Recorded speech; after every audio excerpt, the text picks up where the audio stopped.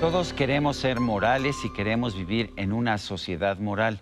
El problema es cuando tratamos de definir qué es la moral, qué es la moralidad, y nos encontramos con que tenemos muchas veces puntos de vista diferentes. Por esto me ha llamado la atención un libro que se ha publicado en España por la editorial Deusto, que se llama Los peligros de la moralidad. ¿Por qué la moral es una amenaza para las sociedades del siglo XXI?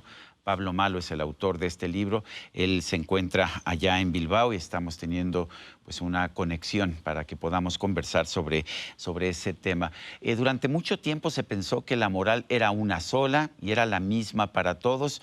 Tú lo que nos dices es que esto no es así. Cuéntanos, Pablo. Bueno, lo que para entender un poquito la moralidad, por lo menos como yo la entiendo, los autores que yo he tratado en el libro, tendríamos que entender la moralidad como una capacidad humana similar a la del lenguaje. Es decir, tenemos una capacidad de hablar, pero luego cada pueblo habla una lengua diferente, ¿eh? Unos hablamos español, otros chino, pero la capacidad humana de hablar es común a toda la especie. Entonces, con el tema de la moralidad, algunos la ven así como una especie de lenguaje. Es una capacidad que consiste en que distinguimos que hay afuera, en el mundo, hay cosas buenas y cosas malas. Somos capaces de distinguir entre bien y mal. Ningún otro animal es capaz de hacer eso. Y entonces nosotros tenemos esa capacidad de ver bien y mal, de juzgar que unas acciones son buenas y que otras son malas. Entonces, en diferentes lugares del mundo, pues se puede juzgar como que algo es bueno o es malo de manera diferente. Pero también los antropólogos y los investigadores están encontrando que hay una serie de cosas que son comunes en todo el mundo. Hay en concreto Scott Carris, un autor que yo cito en el libro, y él habla de que hay 7 cosas que son comunes. Él ha estudiado más de 60 culturas y sociedades tradicionales de todo el mundo, y hay 7 valores que son, por ejemplo, amar a tu familia, Ujú. ser leal a tu grupo, devolver favores, ser heroico, ser valiente, respetar a los superiores, ser justo y respetar la propiedad. Estas 7 cosas son buenas en todos los lugares del mundo, ¿eh? Y es curioso porque no hay ningún lugar del mundo donde esto sea malo. Es decir, que por ejemplo, si te hacen un favor, que devolverlo con golpe sea bueno o cosas Ujú. así. En casi todos los lugares del mundo, descuidar a tu familia, traicionar a tu grupo, engañar, ser cobarde, faltar al respeto a la autoridad, ser injusto y robar, esas 7 cosas se consideran mal en todo el mundo, ¿eh? Es curioso porque hemos visto que ciertos comportamientos que antes eran neutros, ahora son considerados moralmente reprensibles, por lo menos en las sociedades occidentales. Estoy pensando, por ejemplo, en fumar. Antes todo el mundo fumaba, nadie se preocupaba. Ahora hay una enorme presión social para que la gente deje de fumar. ¿Qué opinas?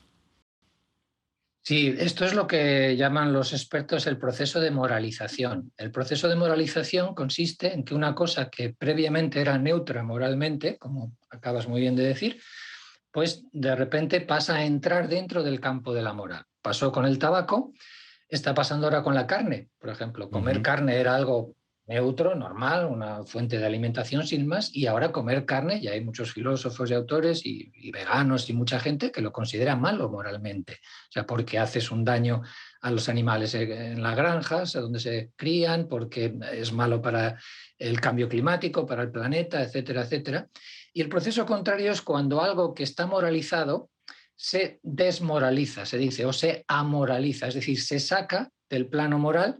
Esto también ha pasado, por ejemplo, pues, con la homosexualidad, que antes era algo que se consideraba malo moralmente y ahora lo hemos desmoralizado y lo hemos hecho algo neutro desde el punto de vista moral. Es interesante que no sabemos exactamente por qué moralizamos o desmoralizamos temas. Un factor que influye es el que haya un daño, que haya un sufrimiento. Cuando detectamos daño o sufrimiento, enseguida consideramos que eso es malo moralmente. Pero no funciona siempre así. Hay veces que hay un daño o hay algo y no lo moralizamos, y al revés. Sería muy interesante que supiéramos exactamente cómo funciona ese proceso de moralización para que pudiéramos igual, cuando tenemos discusiones y enfrentamientos en nosotros por temas morales, poder desmoralizar los temas y poder abordarlos de una manera más neutra que no nos llevara a enfrentamientos, porque las convicciones morales dan lugar a intolerancia y a enfrentamiento. Las convicciones morales no son como cualquier otra convicción, ¿eh? Cuando tú crees, por ejemplo, que torturar a niños es algo malo, para ti es algo absoluto, es un valor absoluto y es universal. No tienes casi ni que explicarlo. Si te preguntan por qué es malo torturar niños, dices, Pues porque 2 y 2 son 4, o sea, esto no requiere explicación. Y además es universal, es decir, no es que yo diga, bueno, pues no voy a torturar niños porque yo considero que está mal, pero el que quiera que los torture. No, no, no, cuando tú tienes unas convicciones morales, las aplicas a los demás y obligas a los demás a que las sigan. Fijaros la posibilidad de enfrentamiento que genera esto cuando nuestras convicciones se las intentamos imponer o inculcar a los demás. Por eso es lo que yo digo en el libro, que la moral es un peligro porque hace que nos enfrentemos muchas veces. Lo hemos visto en las corridas de toros, en la tauromaquia, cómo se enfrentan, pero También. con de una manera impresionante, los grupos que están a favor de la fiesta brava y los que piensan que eso es inmoral, ¿no? ¿No es así? Eh, Sí, sí, así es. Ese es otro campo, por ejemplo, donde vemos esta moralización y donde es cuando un tema es moral, se convierte en algo de blanco o negro. Es muy difícil negociar o hacer compromisos o mira, yo cedo hasta aquí, tú cedes en un tema moral. Vuelvo a decir, he dicho un ejemplo extremo, el de torturar niños, pero puede ser el Ujú, aborto, que ahora está de ujú. moda por lo que parece que va a ocurrir en Estados Unidos o el que sea. Ahí no se puede llegar a compromisos, es algo blanco y negro y es muy complicado la convivencia, ¿no? Pablo, ¿por qué la moral es una amenaza para las sociedades del siglo XXI? Por lo que estaba comentando ahora, porque hace que los temas de alguna manera se radicalicen. ¿Eh? Es una amenaza, pues fíjate, por ejemplo, para la democracia, también para la ciencia. Por poner el ejemplo de la democracia.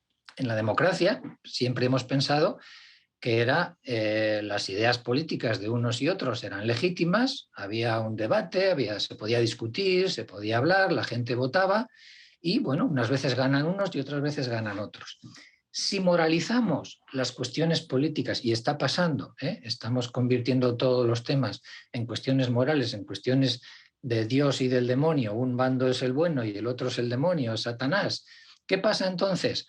Pues que el diálogo y el debate es imposible. Es que tú con el demonio o con el diablo no puedes hablar. Si la postura del otro, sea en el tema que sea, en el aborto, en el tema feminista, en el tema de los trans, en el tema que sea, si la postura del otro es moralmente mala, yo con alguien que es moralmente malo, un Hitler, un Satanás, un alguien, no puedo ni siquiera dialogar. Y eso es un peligro para la democracia, porque nos llevaría a un partido único, al mío, al que tiene la razón, yo sé lo que es bueno, ¿para qué necesito diferentes partidos y un diálogo, ¿no? Y un debate político? Pues no, ya haríamos un partido totalitario único y decir, mira, esta es la verdad y se acabó, ¿no? Y vamos un poco con un riesgo de caer en un cierto totalitarismo. Yo creo que estamos viviendo en las sociedades occidentales en estos momentos.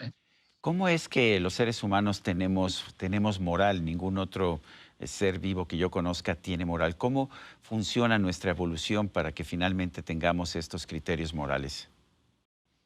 Sí, la base es que somos animales sociales. En algunos primates, ya grandes simios, chimpancés y así, hay pequeños conatos de lo que podríamos llamar moral. Algunos ladrillitos, como dice Franz de Waal, un primatólogo, ladrillitos para luego haber ido construyendo nuestra moral. Y la moral existe porque somos animales sociales que vivimos en grupos y que tenemos que cooperar para vivir en grupos. Si no tuviéramos moral, si yo cuando alguien me hace pues una faena, voy, le mato, le pego, si tengo sexo con cualquiera, si no hubiera unas normas de convivencia, que es lo que son un código de circulación, que es a fin de cuentas lo que es las normas morales, los grupos humanos se habrían desintegrado, habrían desaparecido, porque la moral es un instrumento para la cooperación, para que los humanos nos unamos y trabajemos juntos por los objetivos que tiene nuestro grupo. Y también la moral, de alguna manera, es como una aplicación, digamos, una app de estas modernas que se nos pone en el polo frontal, ¿no? Que nos pone la sociedad o el grupo, para que el individuo someta sus deseos individuales y egoístas, los someta al bien del grupo, a un bien más alto que es el bien común. Eso es la moral, porque los que no tienen moral son los que son egoístas, los psicópatas, los que solo piensan en ellos, quieren un reloj, van y lo roban, no necesitan dinero, van y atracan a alguien. Esas personas no tienen moral y es porque no someten sus impulsos individuales o egoístas a un bien más alto. La moral es lo que nos hace que sometamos nuestros impulsos egoístas al bien común, al bien del grupo. Y ¿Cómo, como somos animales grupales y tenemos que convivir en sociedad, para eso tenemos esa moral. Sin moral se disgregarían los grupos y habríamos desaparecido como especie. ¿Cómo es posible que las sociedades hayan desarrollado códigos morales tan diferentes? En las sociedades islámicas, por ejemplo, vemos muchas veces que las mujeres no pueden ni siquiera salir a la calle solas, tienen que estar cubiertas con un chador o con un velo. Y en España, en cambio, lo más común del mundo es ver a una mujer asoleándose topless en una playa. ¿Cómo surgen estas morales tan diferentes en el mismo género humano? Sí, señalaría dos cosas. Por un lado, que hay unos valores comunes, como había dicho antes, hay ciertas cosas que son comunes, pero luego también hay unos valores diferentes. Esto tiene mucho que ver, o todo que ver, o gran parte que ver, con el estilo de vida. Hemos dicho que la moral es un instrumento para la cooperación. Entonces, en diferentes lugares o en diferentes sitios hay problemas de cooperación diferentes. Y eso da lugar a diferentes tipos de moralidades. Por poner un ejemplo, hoy he visto por ahí un artículo que hablaba de cómo las sociedades pastoralistas, por ejemplo, las sociedades de los beduinos, que Ujú, son el origen de donde viene el Islam. El Islam ujú. es una moral, vamos a decir, beduina, de alguna manera, por decirlo así. Las sociedades pastoralistas, donde los hombres iban a cuidar a los animales durante muchos días fuera de casa, sin estar cerca de las mujeres, etcétera, ese tipo de sociedades han limitado más los derechos de las mujeres para, para precisamente eso, que los hombres puedan tener una mayor seguridad de que sus hijos son sus hijos, que en el fondo la evolución y todo esto trata de que pasemos nuestros genes a la siguiente generación. Entonces, si tú vas a trabajar fuera con animales, vas a estar tiempo fuera y tal, quieres también una garantía de que vas a ser el padre de tus hijos. Y entonces eso ha llevado a unas limitaciones mayores en los movimientos de las mujeres, ¿no? En esas sociedades. Entonces, tiene mucho que ver con el estilo de vida. Cada estilo de vida, por ejemplo, las sociedades inuits, los esquimales, muchas veces cuando las personas mayores pues ya no pueden colaborar al bien del grupo, pues porque son mayores, son viejos, no pueden contribuir, y son sociedades nómadas que tienen que desplazarse, tienen que ir a otro sitio, tienen que hacer cosas en otro sitio, y ya los viejillos no están para poder moverse o ir a otro sitio. Entonces ahí, por ejemplo, se acepta de alguna manera mejor la eutanasia o el suicidio un poco con sentido de que incluso esa persona mayor va, se aleja del grupo, se va a un sitio y allí muere, y los demás, el grupo sigue adelante, porque claro, si quisiéramos ayudar a esa persona en ese contexto, fallecería todo el grupo, no la persona. O sea, el bien del grupo estaría en peligro. Llega un momento que a esa persona la tienes que abandonar a su suerte y el grupo tiene que viajar y tiene que seguir. Entonces, sin embargo, en China, que son sociedades un poquito donde se venera mucho más a los mayores, ya son sociedades de agricultores establecidas, sedentarias, etcétera, pues se puede tratar a los mayores de otra manera y cuidarlos más y venerarlos más y tener más respeto. Entonces, el estilo de vida en cada comunidad del mundo y cada etnia y cada nación también hace que las necesidades de cooperación sean diferentes, y que esas 7 cosas que yo he dicho ahí antes también se expresen con matices, en unos sitios de forma diferente a otros. Nos hemos hecho menos tolerantes. Estoy pensando en las sociedades occidentales. Somos menos tolerantes hoy de lo que éramos hace algunas décadas, en los años 60, por ejemplo. Bueno, siempre es común decir que cualquier tiempo pasado fue mejor y que Ujú, vamos a peor, ¿no? Los que tenemos una cierta edad solemos claro. decir esas cosas. Pero yo diría que sí, yo creo, ahora se está hablando de la cultura de la cancelación, Ujú.